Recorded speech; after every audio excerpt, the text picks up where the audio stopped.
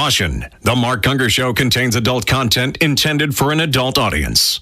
And, besides that, he's really weird.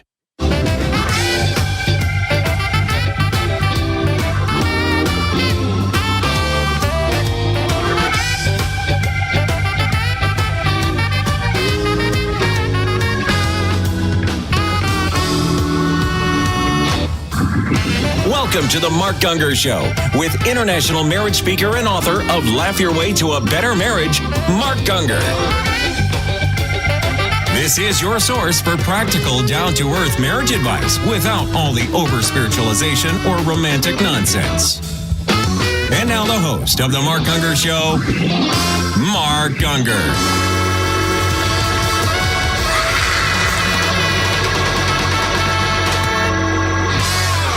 And the crowd goes wild with delirious joy. They've joined the Mark Gungor Show, the show that deals with all things concerning knowledge. Indeed, I'm your host, the one, the only Mark Gungor. Joining me as always, the very lovely and charming Diane Brierly and the amazing Philip James Gungor. That's my new tie. Sporting the tie. Woohoo. Engineering the show, as always, the very talented but eerily creepy Timothy Robert Ray, pushing buttons, twisting knobs, and trying to stay awake during this incomprehensibly, immeasurably boring show. This is the show that handles your marital challenges, relational conundrums, and dating dilemmas that you can email to us at ask@markgungor.com.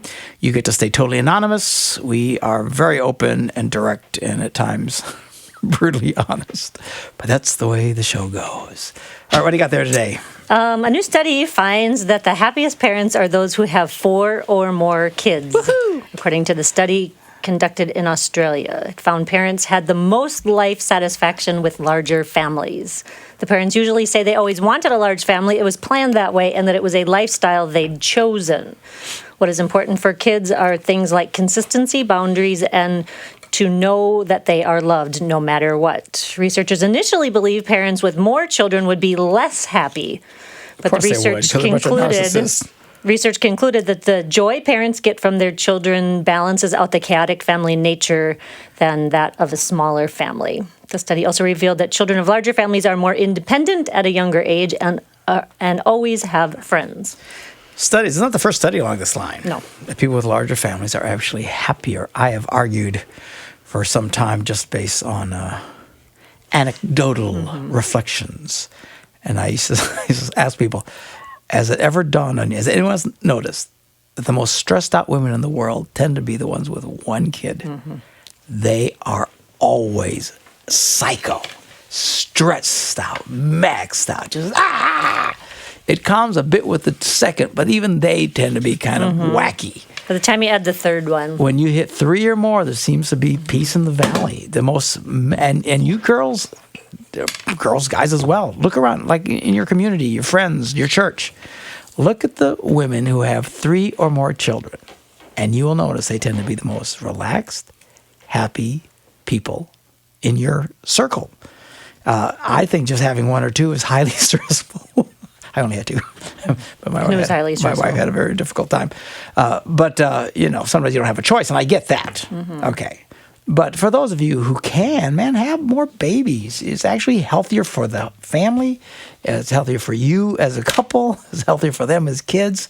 So we certainly appreciate large families. And the children do better. I mean, as adults, than when they're raised. Do you know why?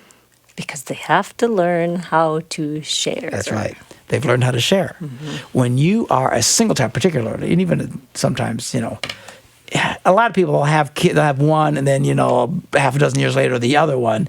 You really basically just have 2 only children is what you have. Everything's about them, and they grow up and they tend to be very narcissistic people. They have a hard time maintaining relationships, having a hard time getting and staying married. Those who come from large families tend to have very healthy families and marriages later because they learn how to share. That's what the researchers think. Our little girl loves how all 3 of her brothers have to share with her. I mean, there's more people there to share with her. Yeah. That's a beautiful thing. To have to share their stuff with her. Of course. When you're the cute little sister, it still might be all about you. Yes. But anyway, it's just healthier. And in terms of demographics, and, not one person can fix this, and when I say what I'm about to say, it's like throwing a rock into the,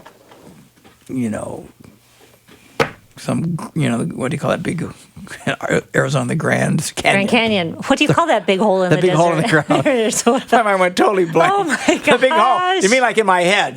Like throwing a rock in that big empty hole in my head. Yeah. The Grand Canyon is Yes. like throwing a rock. But to say this, that Western culture, Christianity in particular, but Western culture as well, is going to just phase out just based on the math. We don't have enough children. In Germany, it's a disaster. They're so below the replacement rate. That's why, some of the leaders, Merkel in particular, is wanting to take in hundreds of thousands of refugees because, in a sense, economically, they need it. They need the workers. They're not having enough babies. They can't, because right now Germany is the economic powerhouse that drives Europe. And at some point, they're going to get too old, and they're not going to have the skilled labor, and so they're in a bad way. The problem is the only place you can go and get that many refugees or people to bring in your country tend to come from Islamic countries. And then what happens is Islam basically will take over. Christians have, on average 1.8 kids or whatever the numbers, it doesn't really matter. It's just at or below the replacement rate. I think it's a little bit below the replacement rate. And consequently, it's just, and then Islamic families have, 5, 6, 7, 8 per family. It's just a matter of, and they know it. They'll actually say it. It's just a matter of time before they take over. It might take 50 years, maybe even 100 years, but at some point, now people say, well, what we'll do is we'll just convert them all. Yeah, how's that working for us? Not going well. I'm telling you, this is really bad for culture. It's very self-centered. I just want my stuff, and I'd rather have a bigger TV than another kid, as if the kid's really that more expensive. All that talk about kids being so expensive, each one after that is ridiculous. It's a matter of scale. It doesn't cost what they say it costs. But anyway, as a result, we are really, at this point, living in the final, it probably won't happen, I'm sure it won't happen in my lifetime. Maybe not even in my son's lifetime, but my grandkids and their kids, unless something dramatically happens, which is possible, the world's going to look very differently. All because we just don't want to have children. And even in this country, we often get involved in the, fight over cultural values politically, and it's a fight worth having, I think, and for decades, leaders in the church have tried to get Christians rallied to vote and all this kind of stuff, and it's just there's just a hair trigger. People win elections by like 3 points. It's like you got 100 people, you just got to get 3 more like you that don't like you, and you win. You can get 8 more, it's a landslide. It's a very evenly balanced country. Now stop and think about this. If Christian families would have been encouraged to have just 1 or 2 more kids, do you know that today we would dominate America just based on the values that you pass on to your children? America would be much more of a conservative nation than it is today, but we can't be bothered with it. And I've never understood, some of these guys who say, Christians need to vote, we need to, but they never pushed for encouraging people to have big families, or they themselves, people looking up to them, they didn't have big families, So anyway, we're the first generation of Christians that's literally breeding ourselves out of existence because we can't be bothered with it all. I think it's extremely sad. So again, there's my rock throwing into the Grand Canyon. There's not enough people that listen to me, and I don't have that much effect of those who do listen to me to make much of a difference. But it's just sad. It's just really, really sad. When in point of fact, the most joy and health and everything else comes from larger families. The people who are listening to me right now who have larger families, very small indeed. And it's just sad. Anyway, there's my rock into the Grand Canyon. We'll be back with your emails right after this. Mark Gungor. Yeah, we've got an app for that. Download your free Mark Gungor app today.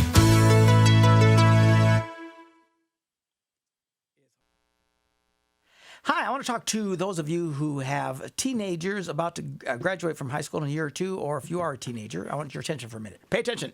Class, pay attention. Oftentimes in our culture, the way it's set, as soon as you're done with high school, zoom, we send you off into college. And sadly, according to virtually all studies, most of our kids, as high as 80%, which is quite stunning, of the kids who were raised in our churches, went through our entire program, by the first or second year of college, they're totally blown away in their faith. They don't believe anything anymore. How does that happen? I'll tell you how it happens, because we're assuming they're really getting this, really sealed into them, when in fact they're not. They're living off, by and large, their parents' faith. And then they go to these youth groups that are, hot dog eating contests and this and that. And, they pray with them and stuff like that. But it's still, by and large, a lot of it, quite frankly, I have a problem with it, to be honest with you, but let's not get into that. A lot of it tends to be more about giving the kids diversions so the parents will be happy, the kids will be happy, they'll still want to come to church, keep it anyway. End of the day, they're not really living this. Then we send them off to school, or let's say they really are living it. But then Jesus warns us about the cares of this life and the desire for riches and stuff choking the life out of us. What do we do as Christians? Do we tell them, don't worry so much about money? No. You need to worry about money. You got to do everything first. So the first thing, we send them off to college so they can get stuff and get educated so they can get more stuff and stuff. And that blows them away. Many organizations around the country realize this today, and many have instituted what is called a gap year program. We're not the only one. There's several that have been popping up, because it doesn't take a rocket science to realize what we're doing is failing. We need to change what we're doing. We are encouraging young people. Consider a gap year program. That means you go somewhere else for one scholastic year, and you make a decision. We're going to focus on getting into our faith and about learning life before we go running off to college. Mormons do this all the time, and I know a lot of Mormons watch this, but they're not evangelical Christians. We look at things a little bit differently. But you got to hand it to them, man. They're way more committed to their faith than most evangelical Christians. They take 2 years. They're all expected to take 2 years to put God first in their life before they go running off to build their own lives. Evangelical Christians, we can't take 9 months. Then we wonder why we have such bad results. So we've started our own gap year program. It's called Transition 1, where for 9 months, the typical scholastic year, instead of going right from high school into college, you do a gap year. You come, we get you to focus on life, putting God first, put you in service opportunities to learn what life is really about. Really get this sealed in you before you take off into the real world. Check it out. Go to the website, transition1.org, transition1.org.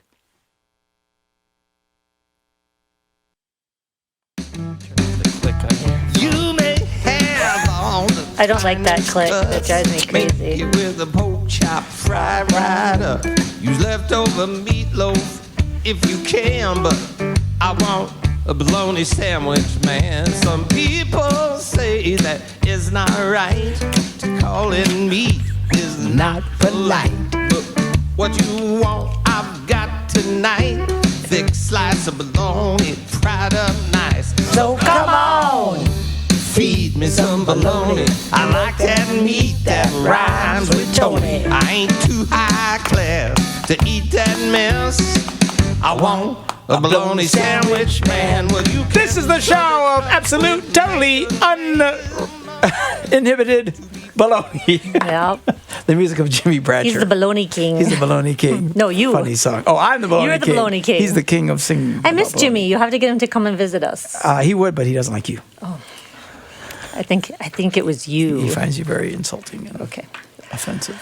Okay, first, this is only the first email? Oh, yeah. This is the first email. It's going to be a long day, folks. We just started the show. Oh, my gosh. Just started the show. We're already sick of it. She has a question about discerning a man's character. Okay, let's talk about that. For a long time now, I believed a good Christian man was one who lived a godly lifestyle and honored purity while dating. Now I've learned that Josh Duggar practiced all these courtship rules, yet turned out to live a double life, and it worries me.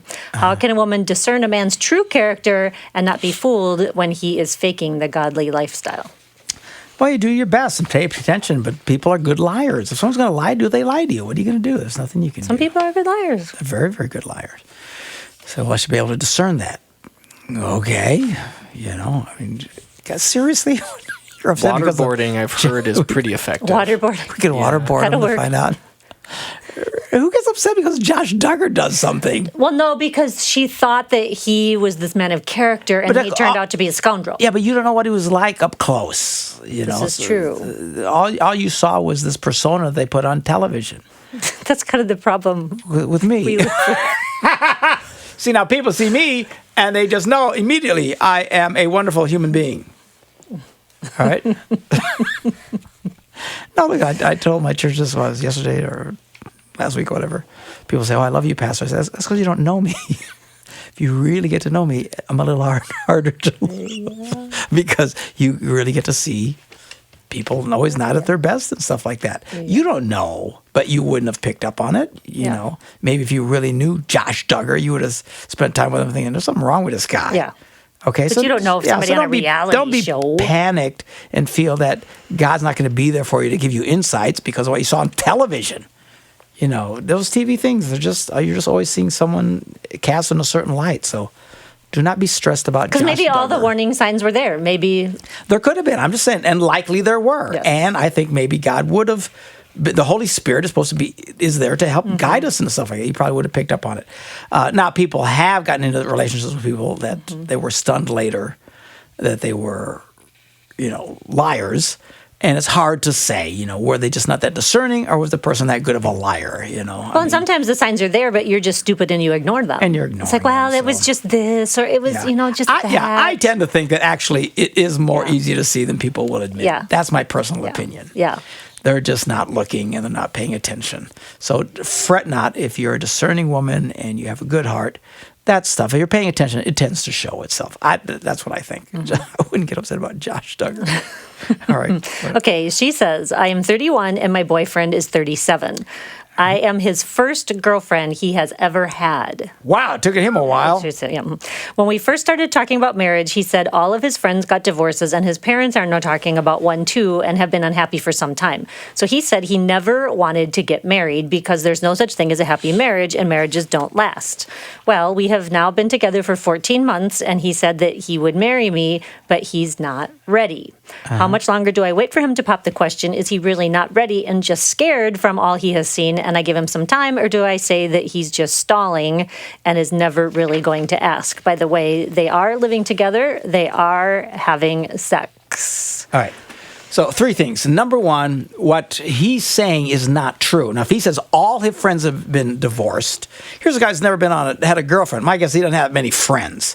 It is a lie that most marriages end in divorce. It is not true. It's not even true that 50% of marriages end in divorce. It's just not true, particularly when you talk about first marriages. There was a survey that came out earlier this year that said, in point of fact, first marriages have a divorce rate closer to 20%. Maybe 25 on the high end, and if people of real devout faith, it's closer to 15%. Even people who don't even believe in Jesus, don't have any of the values that you and I might share, it's much lower. 75-80% of people who get married for the first time tend to stay married. Everything else that you've heard is a lie. It's one of these things that you keep saying over and over again, and everybody believes it as a fact. There's a lot of things like that. You got to do this, you got to do that, and these urban myths that are a bunch of nonsense. You got to drink 8 ounces of water 8 glasses 10 times a day or whatever. Yeah. It's all bogus. There's no evidence of any of that stuff. It's just that people keep saying it over and over again. This idea that everybody ends in divorce is a lie. Your boyfriend is a Nimrod, all right? Now, if he had all his friends, and we're probably talking 2 guys, if he had 100 friends and all of them been divorced, highly unlikely. Yes. All right? So it's not true. You need to get that through his head. It's just not true. Look it up. Shante Feldman is the lady who did the research studies on it. It's just not true, okay? That's why everybody, and it becomes a self-fulfilling prophecy. And people keep waiting and delaying and not getting married. And I think the devil just sits down and laughs that people are so stupid. All he's got to do is convince everybody, half everybody's in a divorce. Oh, let's not get divorced. Then more and more people get divorced and they don't get married and they're all living together and stuff. Okay, so number 1, that was it. What was number 2? She said. She wanted to know. Oh, how long should I wait? Yeah. You should already dump him. Yeah. All right? Here's what you're going to do. 14 months? Mm-hmm. Here's what you're going to date him for 5 years, and then he's going to dump you anyway because he's such a nitwit. And then now you're going to be 36 years old, and if you do another boy like that, and you're just dinking around, and you finally break up, you're going to be in your 40s. Chances are, even at 36, these girls don't understand that clock is ticking. You know how many of these women cry later because they can't get pregnant, da-da-da-da-da? And I got to tell you, the truth is, at some point, the glow fades. Age is what it is. Women are the most attractive when they're in their teens and in their 20s. You're now in your 30s. Now you're going to be almost 40. And at a point, you're going to have a hard time attracting another guy. Dump his butt. all you girls, you date a guy for 1 year. If he doesn't put a ring on your finger at the end of that 1 year and commit to marry you, you dump him. This way, you could dump him. You could date another guy for another year. Now he'd be 32, and then maybe that falls apart because he won't commit. Then you got another one at 33, 34. You can go through 3 or 4 guys before you can finally find someone who will make it. But they don't do that. They waste half a decade of their lives with these guys. Yeah. And that's what you're going to wind up doing. So my advice is you immediately dump him. And thirdly, what kind of, is she a Christian? She said that she is. He is not, but she is. First, so there you just got the whole faith thing. You have no business marrying this guy anyway. You shouldn't be screwing the guy. You shouldn't be living with the guy. What part of I'm a devout Christian says, let me take my panties off? Stop. What's the matter with these people? I don't know. What version of Christianity is this? She's living, and on top of that, she's pledging her life to a man who has no interest in God, which the Bible says you should not do. So you are making a big mistake. You're making a big mistake just practically. You're making a big mistake buying into this false narrative that's in our culture that all marriages end in divorce. And most importantly, you are violating your very faith by doing what you're doing. You need to stop, and you need to do it today. You call him, you dump him, you break it off. She's 31. Mm-hmm. She's got plenty of time to pull this together if you'll do it right. Otherwise, you're going to be one of these 45-year-old girls who've been divorced already or never can find a boy and all this crazy nonsense. You're going to be mad because your husband doesn't want to, take the kids to church, or the doctor's going to tell you have breast cancer and you got a husband who won't even pray for you because he doesn't even believe in prayer. You're going to be crying your eyes out. You can avoid all that craziness today. Dump him. All right, let's take a break. We'll be back with more right after this. Attend Mark's Laugh Your Way to a Better Marriage event. Visit laughyourway.com for upcoming dates and locations.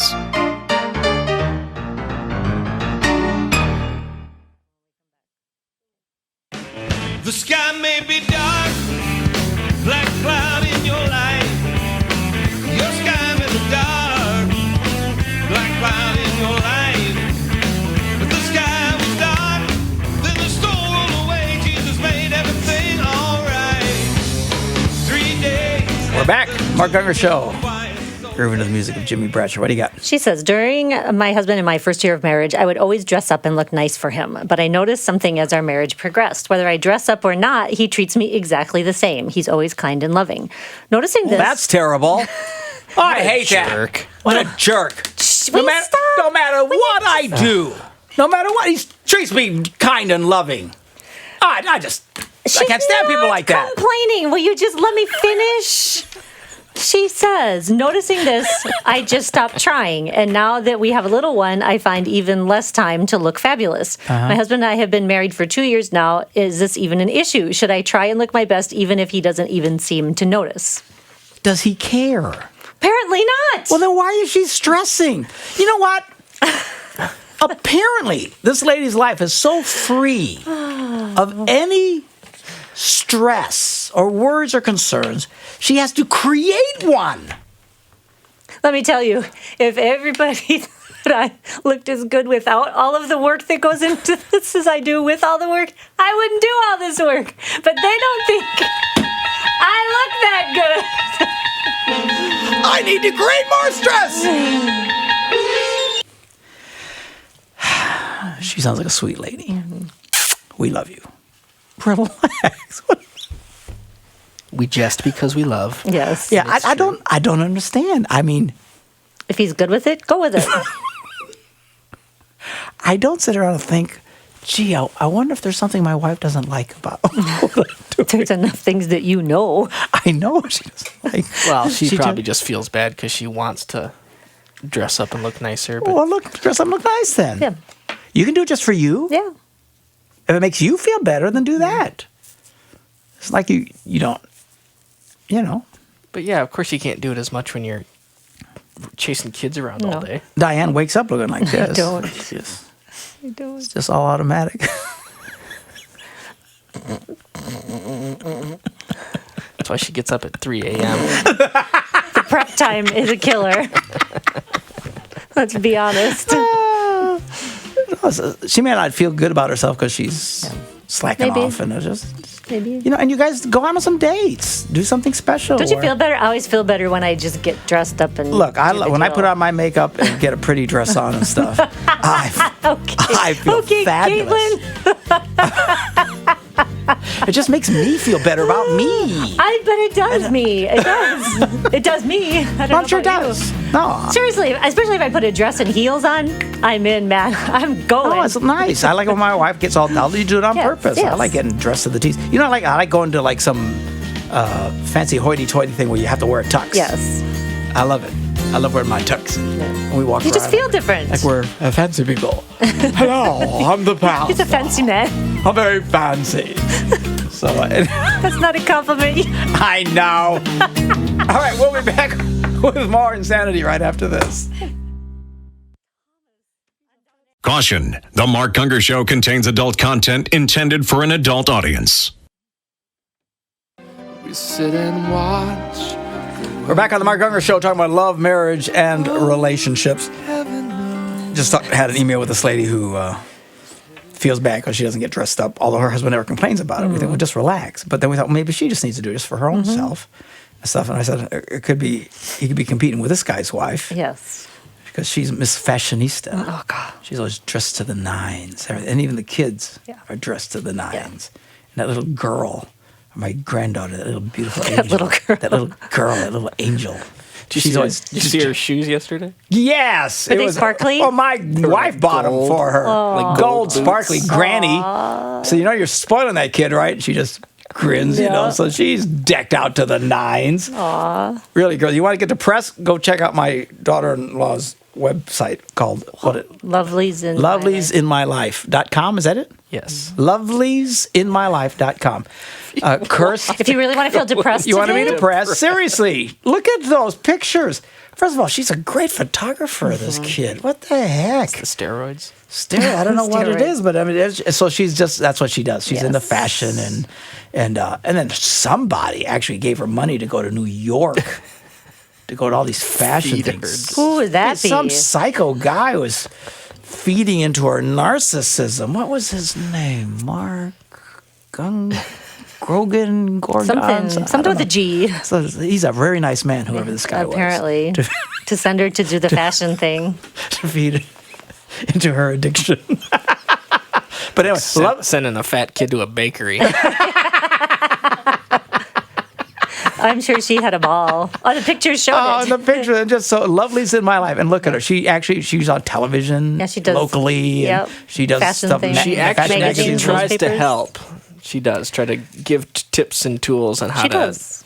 Here's what I Really, do. I think she keeps it up. She's not going to have any friends. Yes. Because all the girls are going to hate her. Well, here's the thing.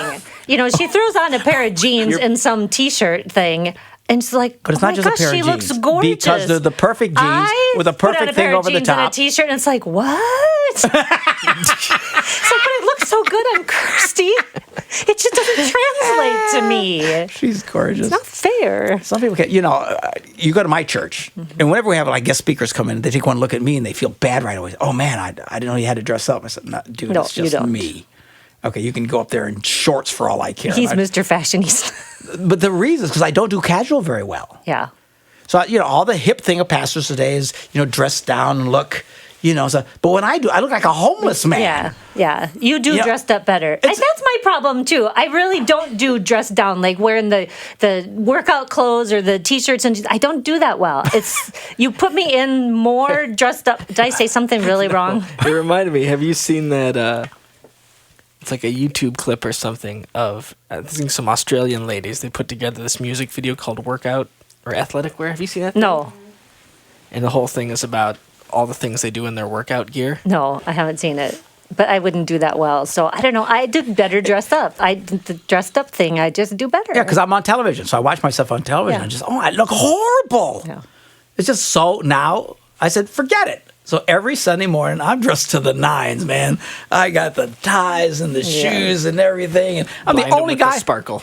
Huh? Blind them with the sparkle. Blind them with the Yes. sparkle, because when I look myself on TV, I look good now. I don't look Yes. like a psycho. I don't do casual well. I look like a homeless man. Who's the homeless guy on the stage? Call security. It's the pastor. So you come to my church. I am dressed to the nines. I'm probably the only guy in my church Yeah. who does There's that. not a lot of But it's just sleeping because time. I got to look at myself on TV and I look terrible down. Some people, they look fine. You might want to explain to people why you're holding your iPhone. Oh, he's periscoping. Oh, is that in the shot every time? Yeah, It's his heart monitor. I always kind of forget that you can because you see look a me. little odd there. He's Sorry. periscoping. So I'm periscoping. Which means people can actually watch the show You can being watch it taped live. Right. And people actually hear us talk about it, then they go online and say, it's not working. It's because it's not live. The show's not live. No, the show's not live, but people are watching it live as we tape it. If you're watching this right now, you're wasting your time. You can't find it because we're not doing this live. But you can follow me at File G, or how do you As I like to say, say Fileg. Fileg. It's spelled Fileg. F-I-L-E-G. Fileg. Fileg, okay. But anyway, so they there's get people to who see watch the during show breaks, because that's there's why. people who have no lives. Well, because they're watching what goes on in the breaks. For years, they want to know have no what lives, happens. these people. They're sitting around watching This is us. true. If you're not in your job right now, or you're not slackers, working. get to work. Anyway, Yes. Anyway. we got fans Neither of here like, nor there's there. 8 of them. Yeah. As you offend the 12 fans that The we 12 do fans that we Yeah. have. So we have Knock it off. No, Way to we go. love them. That's Nate. what that is. We love them. He's periscoping. I could probably get a better setup than like the Coffee mug. the mug and the phone. And his big selfie Very stick. professional. to the First selfie class. stick That's how we on. do things here. Okay, next email wants to know, how far can you go before marriage? Our eldest You can daughter. go home. Go. Shake hands, go home. Okay, listen. That's where you should go. Listen. Our eldest daughters are 14 and 16, so marriage, dating, sex, and such are all part of open conversation with them. Everything I read online about Christian dating says it's wrong for young people to ask how far can we go physically before marriage, because apparently that means they want to know how close to sin they can get before they actually cross the line. I don't understand this. My girls and I talk about the line. The line is this: if you don't have it, don't touch it. I thought that was quite brilliant, actually. If you don't have it, That's don't touch it. I like this lady. We also talk about how it can be wise. Yeah. You got one of those? Nope. Then don't Don't touch it. Well, yeah. We also talk Well, about. just leave it open because there's a bunch of other stuff you could do that will lead you to touching stuff you Well, shouldn't as touch. long as you don't touch But I what you don't get- have. That is a great saying. yes. That's awesome. We also talk about how it's not wise to make out and kiss in a private, secluded setting, that sex could actually take place. What are your thoughts on how far to go question? I almost went there and then I stopped myself. Did you see that? That was good, wasn't it? I had the split second that I almost fed into your. So, what are your thoughts on the how far to go question? Move on. Let's go. No, I love what you're saying. Yes. But here's the other thing. The reason why our young people fail so miserably in this area is primarily because we encourage people to wait so long to get married. People are not wired to wait until they're 30 to have sex or 28 to have sex. Quite frankly, 25 to have sex. I mean, they are screaming right now. Encourage your girls to find some boy and commit to each other. They hit 18, 19, whatever, they find somebody, and they may not find somebody until they're 42. I don't know. But encourage them. Just get married. You're 18 and you fall in love with this guy, and of course they're going to want to touch stuff that they don't got. Yeah. How about you just get married? But when you set this bar that these parents do, well, you can't get married until after you have college and your degrees and your, and your career and your 401k W/Bs and all this other kind of stuff. Well, of course they're going to just start touching stuff they shouldn't be touching.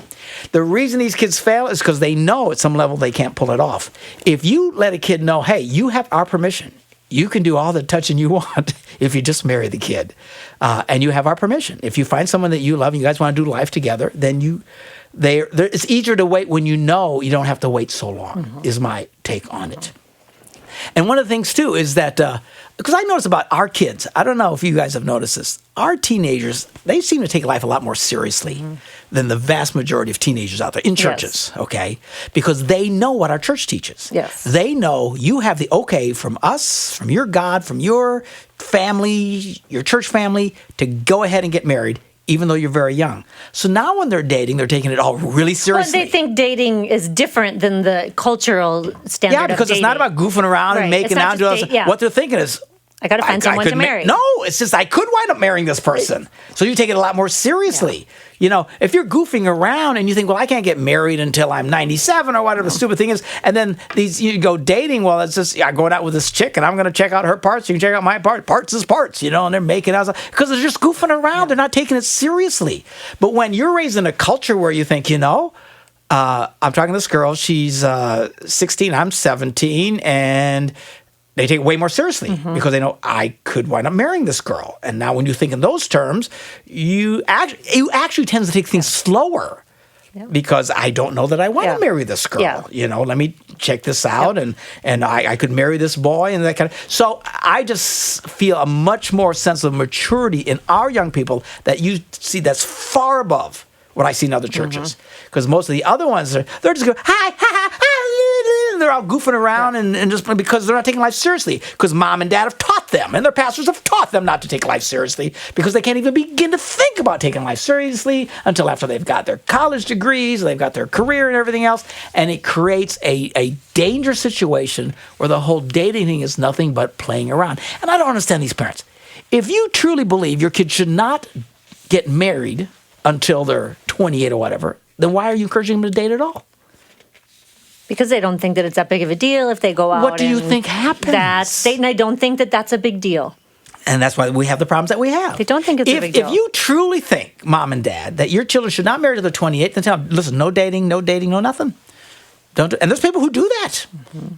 That, you know, kind of do it pretty hard to do, but they don't, because they literally are thinking, I'm just going to work on my career and then I'll get, and even then I think that's a problem because then you get so self-absorbed and stuff like that. They're afraid of marriage. Yeah, it's just my personal opinion. You ought to not only just give them permission, I would encourage them. We should encourage our young people to get married young. I'll tell you, every time that we married an 18, 19, 20-year-old, I'm so happy in our church because these are kids who aren't going to be going to bars. They're not going to be looking at porn. They're not going to be, you know, messing around doing all the stuff that they shouldn't be doing. Why? Because they can do whatever they want right now. And they can build a life. And you silence that part. There's that part of our culture in churches where these teenagers and young people, their horns just screaming, and the church plays all these stupid games because we're more interested in money than honoring God in our lives. And here's the crazy thing about it. They treat marriage as this, it is the anti-success. That you can't be successful in college if you're married. You can't build a career if you're married. And all that's wrong. Every study shows the exact opposite is true. People who are in college who are married do better. People who are married are quicker in building their careers and stuff like that. This idea, I want my kid to succeed financially, so don't get married. What you're saying is marriage is the enemy of success. And it's not true. Right. There's not even stats that would even support that kind of thinking. Anyway, all that to answer that one email. We'll take a break. We'll be back with more emails right after this. Have a marriage dilemma? Email your questions to ask@markgungor.com, and Mark can answer them during one of our shows.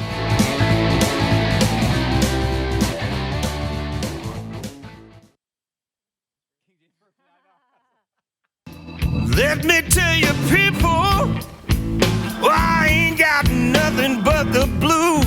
If you have nothing but the blues, you're probably doing the wrong thing. And that's why we're here to give you our opinion of what the right thing is to do. Answering your emails. What do you got? Okay, 2 emails that are very much the same, so we'll kind of throw them together. The first one says, I've been married for 18 years. Our sex life is always a struggle. Have had numerous arguments with my husband about him watching pornography. When I caught him and he was exposed, he always apologized and had great regret. I thought things between us were great. The last year, we finally been getting a breakthrough in our sex life, but then came across videos on his phone again this morning. I think he is addicted, don't know what to do or how to help him. And the second email says, how can I save my marriage? Because I have 2 kids, but my husband likes to watch pornography. They do it because you let them. It's just that simple. Look in the mirror. You want to see where your problem is? It's not your husband. The problem's you. You are one of these weak, both of you, and there's millions of you, weak-willed women who just let your husband do this insulting behavior in front of you, and you do nothing. Well, I say it really hurts, and it really bothers me. It's just that's all he's hearing. Words don't mean jack in terms of changing a man's behavior. Consequences mean a behavior. What a man does, he measures against what he wins or loses as a result. Your husband goes to work for really only one reason. They pay him. If they didn't pay him, he wouldn't go. And if someone offered him more money, he'd probably leave what he's doing now and go work for the other guy. There's really not a lot of loyalty in it. The rewards. It's all about reward, win-loss situations. You should kick him out. It's just that simple. You kick him out. He comes home. You're not there. These are things that you're not there because otherwise you got this big conflict situation. Although some women, they can take the stand and you kick him out. He comes home and the doors are locked. You call the police. You won't let him in.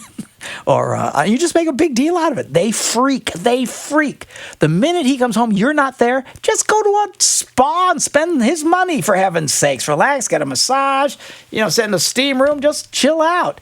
He will come home, you're not there. I promise you, he will freak. He will panic. He'll get on the phone, and every time you see it ring, just let it ring 20, 30 times, and finally answer it.